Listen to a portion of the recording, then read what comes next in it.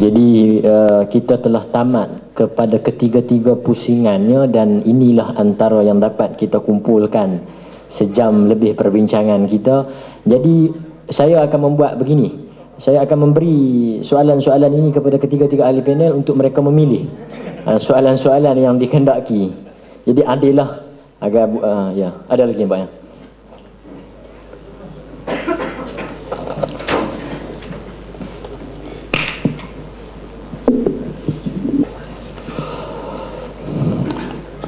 Alhamdulillah wassalatu wassalamu ala Rasulillah. Ada beberapa pertanyaan yang masuk, dan pertanyaan ini tidak semuanya bisa terjawab. Ya, yang bisa dijawab alhamdulillah, yang tidak bisa wallahu a'lam bissawab. Yang kedua, ada pertanyaan yang tadi sudah terjawab yang berkaitan dengan jihad dan diulang lagi, maka tidak saya jawab. Ada pertanyaan, bagaimana status iman seorang muslim yang meninggalkan sholat yang 5 waktu. Tentang masalah sholat, disebutkan di dalam hadis Nabi SAW, merupakan tiang agama. Wa amuduhu as-salah, tiangnya sholat. Dan sholat yang 5 waktu merupakan kewajiban yang wajib dilaksanakan oleh setiap muslim dan muslimah, dan hukumnya fardu ain. Nah, kalau ada orang yang meninggalkan sholat yang 5 waktu karena kebodohan, karena kejahilan, dia tidak mengingkari kewajibannya, tapi karena kejahilan, kebodohan, kemalasan, ini khilaf di antara ulama. Sebagian ulama mengatakan orang itu kafir, sebagian ulama mengatakan tidak kafir.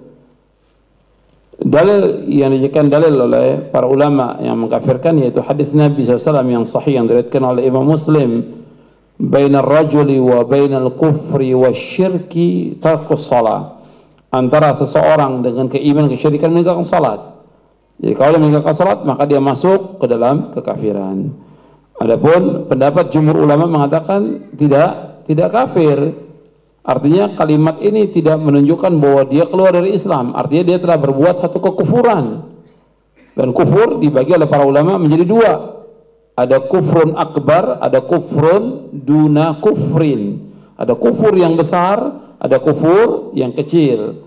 Meninggalkan sholat karena kemalasan, karena kebodohan tidak dikafirkan. Dan itu yang disebutkan oleh para ulama Ahlussunnah.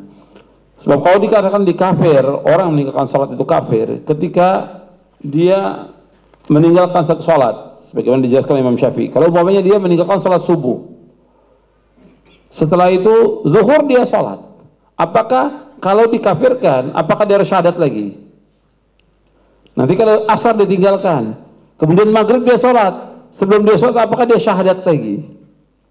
Itu juga permasalahan. Kemudian permasalahan yang kedua, kalau dia meninggalkan sholat dikatakan kafir, berarti otomatis dia dengan istrinya cerai karena kafir.